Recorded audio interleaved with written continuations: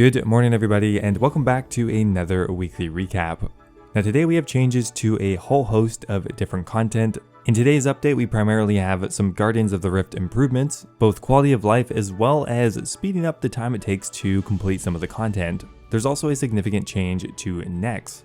Now as always, I'll also be covering anything else interesting in the old school RuneScape community this week. Hope you guys enjoy. As always, let's get started. So as of today, the Guardians of the Rift update has been out for 1 week, and there's going to be some changes made to it today. Now if you weren't aware, there was actually already some improvements made to the game mode hotfixed after the first 24 hours. The biggest and most important one is the amount of Abyssal Pearls that you would receive got buffed by 15%, as there was quite a bit of feedback saying that they were too rare. They also implemented some quality of life changes that allowed players to enter later into the game, all the way up to the end of Phase 1. And they also increased the player cap per world to 100, which helped kind of alleviate some of the bottlenecks that people were having trying to get into a game.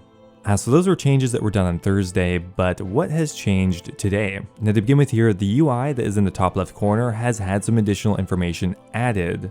So now there's a timer displayed for when the runecrafting altars are going to change, which is very nice, super handy. And there's also even now a timer that will tell you when the portals are going to close, which is also quite handy.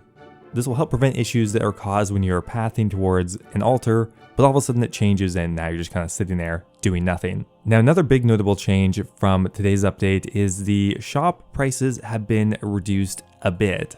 So mainly the cost for the runecrafting skilling outfit has been reduced. In total, it's been reduced by 250 Abyssal Pearls, and if you've already purchased some of these pieces, you will get the difference refunded directly into your bank. If for some reason they can't go into your bank, they'll go into your inventory, and failing that, it'll drop onto the ground. They've also now added a visual indicator to the lobby that will indicate when you're actually able to enter the minigame, which is nice because otherwise you just had to continuously peek. Now another visual change that they have made is to the kind of bright flashing effect whenever you would enter or leave an altar. A lot of people found that to be very annoying, or at the worst, maybe even a trigger for epilepsy, so you're now able to disable those flashing light effects. Now finally, there's also a fairly significant bug with the Abyssal Lantern. If you accidentally died with it, it would actually be destroyed. It wouldn't follow the standard untradeable item behavior, it would just be deleted into the abyss. So they have fixed that, so you're no longer going to lose it unless you're above level 20 wilderness. And one thing I really like here is that if you've already actually lost your lantern that way, they will actually give it back to you and it should be in your bank right now. Super nice. I guess they can only do that for untradeable items, but when possible, it is nice to see jagex actually return items due to bugs like this. Now, a few other nice quality of life changes they made this week. You're now able to simply instantly destroy items in the Guardians of the Rift, such as the Guardian Essence, lower tier cells and stuff like that, which will save a bit of clicking and time.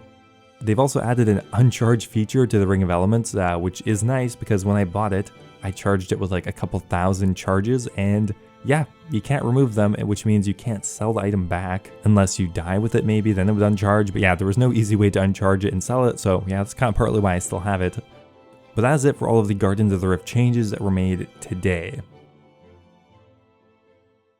Now that's not all the planned changes for the Guardians of the Rift. There are a few things that should be coming in the next week or two. Now to begin with here, apparently there is a bug with the runecrafting skilling outfit. If you have the Raiment of the Eye, it will provide you with increased runes within the Guardians of the Rift, but for some reason when you make combination runes such as mud runes, lava runes, whatever, it'll provide you additional guardian stones beyond what it was meant to. So this allows you to get both higher points per hour and potentially higher experience per hour. Now currently they haven't removed it yet because they kind of like the general idea of it, higher effort, higher reward, but they're probably going to come up with a more elegant solution, so this is most likely going to be changed pretty soon anyway. Now another change they have planned is to add a way to trade in your duplicate Abyssal Lanterns.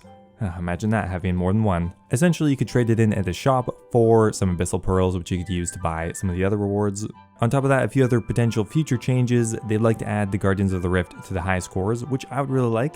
And they also want to add a way to incentivize players to create shield barriers at the start of the game, which I have found to be a bit of an issue. Sometimes people don't do it and you can lose essentially immediately if too many people start mining instead. So that's it for all of the changes and future potential changes for Guardians of the Rift. A lot of great things in there, and overall the minigame I think is going to be improved a lot in the coming weeks.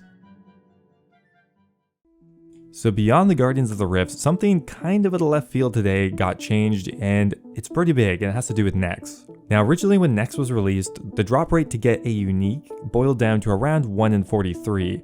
Now, very shortly after the release, they actually made it rarer and bumped it up to 1 in 53. Now, this was based on data they were receiving in the first week that were showing masses were getting items very quickly, and due to that, they anticipated quicker kill times and thus nerfed the drop rate. So now that the dust has settled on that and the meta has been established, they have reverted the drop rate back to 1 in 43, making it significantly more common to get a unique from Nex. Now they note, in retrospect, Nex has created an unreasonably long grind for these items that exist within our drop table. While the ideal solution would have been to have fewer uniques, we can't go back and remove them now. So to compensate, we hope that the adjusted drop rates are a welcome change. Okay, so they finally reverted the Nex drop changes, which I personally am a fan of. In the current state, not that many people actually do Nex, even though it is by far the best money per hour in the entire game. So maybe in the far future we will get some more fundamental changes to the boss fight, because currently there's so much unavoidable damage that I personally don't find it particularly fun. But who knows, maybe with the higher chance of getting uniques it will be a little bit more enticing, but I guess we'll have to wait and see. Okay, so apparently there's going to be a RuneScape board game. I have no idea what that's going to be like, but it does seem a little more elaborate than like Gillenoropoly or something like that. Apparently it's its own unique game, and you can go on quests, master skills, and meet memorable RuneScape NPCs for the first time on tabletop. Maybe when it comes out I'll buy it and make a video on it or something. Okay, so beyond today's game update, yesterday we received some interesting information regarding account services and player security, stuff like that. Now this is something that players have complained about for a long time, and it's been in the works for years now. And today is not an official release date or anything like that, but they do have some more information regarding what they're hoping to get done this year as far as account security. So for 2022, the primary projects they're looking to get out are the jagex launcher as well as jagex accounts. Now we talked about the launcher already, and currently it is live, albeit in beta. Now for the remainder of the year, they're going to be improving the functionality of it. The four main things they're going to be adding is firstly RuneLite support, which by far the most important thing they need to add. So they're going to make sure that it's compatible with existing RuneLite installs and will offer a direct download link if you don't have RuneLite yet. They're also going to add in the ability to have multiple RuneScape accounts attached. So you'll be able to add all of your RuneScape accounts into the launcher, authenticate them, and switch back and forth between characters or play simultaneously with ease. So multi-logging will be added, which is also extremely important. They also want to expand the launcher compatibility to Mac. Again, they don't seem to mention Linux at all. Not sure if that's going to have a workaround or some future compatibility. Otherwise, I guess you just can't play RuneScape. And they also want to add support for the C++ client. So after the year, hopefully you'll be able to play via the Java client, the C++ client, or RuneLite.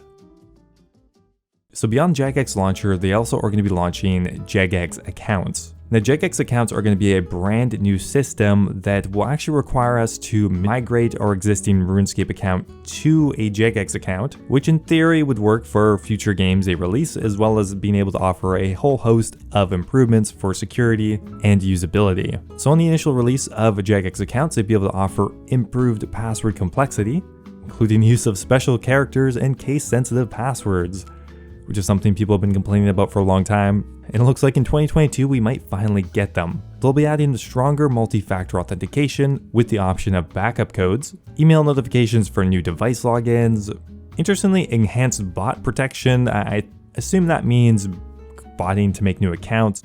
These are some very nice improvements that, well, will bring us closer to the modern era at least. So like I said, every player will have to migrate their existing RuneScape account to a jagex account. I'm sure it's going to be a little annoying, but it does seem like there is a significant benefit to doing so, and it will eventually be required. Now, one really interesting point here is they are going to allow multiple RuneScape accounts to be merged into a single jagex account, so all your characters will be accessible with one set of login credentials. But a huge asterisk here, this is not meaning that you will no longer have to pay for multiple accounts. You will simply be able to log into all your accounts from one place, but you do have to pay for each additional character. You know, not a surprise to me or anyone, but it does feel weird now that they're in one place. What's the excuse, really? Money, obviously, but in no way do I think they would ever allow you to have multiple characters on one account for free, but it was wishful thinking. Now, the final thing they're looking to add in 2022 is a live chat, with customer service, which I think will be incredibly helpful for more complex questions or people who really have tried every other option. Just to have someone actually really look at it, live chat is really nice. Anyway guys, that is it for the weekly recap. I hope you guys enjoyed it. If you did, I would appreciate a like on the video. Thanks for watching as always, and I will see you next time. Now before I go here, I want to give a giant thank you to all of my members over on YouTube. Thank you so much to Nello, Alejandra, The Hybrid, and Kush Patel for all being subscribed to the Dragon tier. Really, I appreciate it so much. Also a giant thank you to Kaitin987, Mexos, Basetitch, MDM001, and YoYoSub89 for being subscribed to the Runite tier. Appreciate you guys as well. As always, if anyone's looking for a direct way to support me, YouTube membership is the best way to do so. You'll get immortalized in all of my future videos, you can get a custom role on my Discord server, and you'll even know when all my videos are coming out. Thanks again, and I'll see you next time.